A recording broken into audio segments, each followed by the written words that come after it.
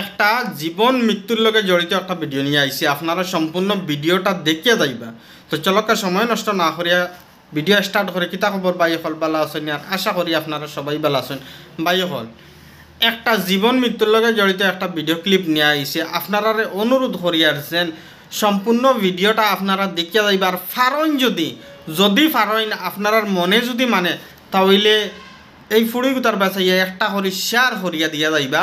আগে পয়লা ভিডিওটা দেখিল একটা ভিডিওটা কিতা আমি অন্য একটা একজনের কাছে ভিডিওটা আনছি আপনারা পয়লা ভিডিওটা দেখিল একটা আর দেখিয়া অনুরোধ করিয়া হইয়ার ভিডিওটা শেয়ার করিয়া যাইবা। নমস্কাৰ মই সুস্মিতা আৰু আজি এই ভিডিওটো মই বিশেষ এটা কাৰণত আপোনালোকৰ আগত আগবঢ়াইছোঁ আৰু মই কিয় এনেদৰে কৈছোঁ আপোনালোকক নিশ্চয়কৈ মই জনাম আজি এই ভিডিঅ'ৰ মাধ্যমেৰে। বহুতে হয়তো জানে যে বিগত 10 বছৰে মই যাদু শিল্পৰ লগত জড়িত মই যাদু প্ৰদৰ্শন কৰি আহিছোঁ আৰু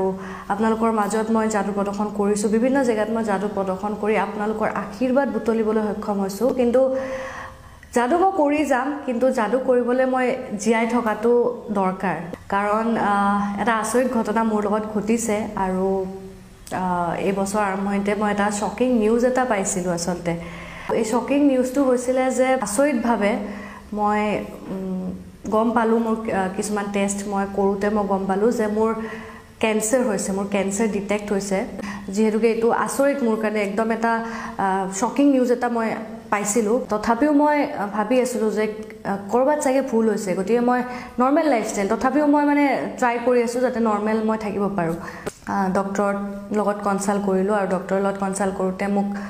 অপাৰেশ্যন এটা লাগিব বুলি ক'লে তেতিয়ালৈকেও মোক ডক্টৰে কৈছে যে একদম নৰ্মেল থাকা একো নাই নাজানো মোৰ ঘৰৰ লগত কি কথা পাতিছে কিন্তু মোক কৈছিলে যে একদম নৰ্মেল থাকা মোক কৈছিলে যে মই অপাৰেশ্যনটো কৰিলে নৰ্মেল হৈ যাব আৰু ঠিক তেনেদৰে মই এইটো বছৰৰে জুলাইত মই অপাৰেশ্যনটো কৰালোঁ আৰু যদিও অপাৰেশ্যন কৰিছিলোঁ মই একদম মোক এটাই কৈছিলে যে ষ্ট্ৰেছ নল'বা নৰ্মেল থাকিবা মই তেনেকৈ আছোঁ কিন্তু মোৰ 3 মাহ পিছত ৰেডিয়েশ্যন আছিলে মানে মোৰ জাষ্ট অক্টোবৰত মোৰ ৰেডিয়েশ্যন হোৱা কথা আছিলে কিন্তু মই গম পালোঁ যে ৰেডিয়েশ্যনটো পচিবল নহয় কাৰণ মোৰ যিটো কেঞ্চাৰ লাম্প আছিলে সেইটো আৰু বেছি স্প্ৰেড হৈছে আৰু বেছি ডাঙৰ হৈছে য'ত মানে ৰেডিয়েশ্যন দিয়া একেবাৰে সম্ভৱ নহয় তেতিয়া মই শ্বকিংলি গম পালোঁ যে মোৰ আৰু এটা অপাৰেশ্যন মোৰ দৰকাৰ হ'ব আজি মই এই ভিডিঅ'টো বনাই থকাৰ সময়তে মই আপোনালোকক ক'ব বিচাৰিছোঁ যে হয়তো মোৰ যদি সব টেষ্ট নৰ্মেল থাকে যদি মোৰ এনাস্থেচিয়া টেষ্ট নৰ্মেল আহে বা মোৰ থাইৰয়ড যিহেতুকে গ্লেণ্ডত হৈছিলে গতিকে যদি সব নৰ্মেল আহে মোৰ হয়তো কালি পৰহি বা 6 তাৰিখ মানৰ ভিতৰত মোৰ অপাৰেশ্যন সেকেন্ড অপাৰেশ্যনটো মই এটেম্প কৰিব লাগিব বা মই কৰিব লাগিব কিন্তু মই জানিলোঁ যে